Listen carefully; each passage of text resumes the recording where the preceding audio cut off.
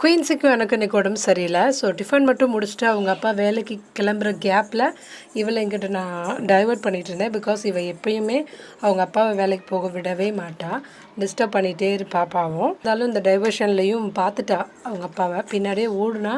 But அவளால் வண்டியை பிடிக்க முடியல.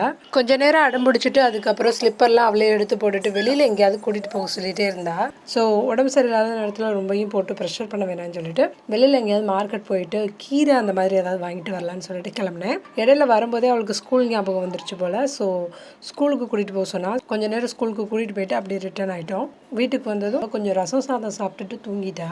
அதுக்கப்புறம் எனக்கும் இன்றைக்கி உடம்பு சரியில்லாததுனால லஞ்சுக்கு வெறும் கீரை மசியல் மட்டும் பண்ணிவிட்டு அவருக்கு லஞ்சுக்கு எக்கு அப்புறம் வடகம் பொரிச்சிருந்தேன். அதெல்லாம் என்னால் இவ்வளோ தான் பண்ண முடிஞ்சிச்சு அப்படின்னாலும் எங்கள் வீட்டில் எதுவும் சொல்ல மாட்டாங்க.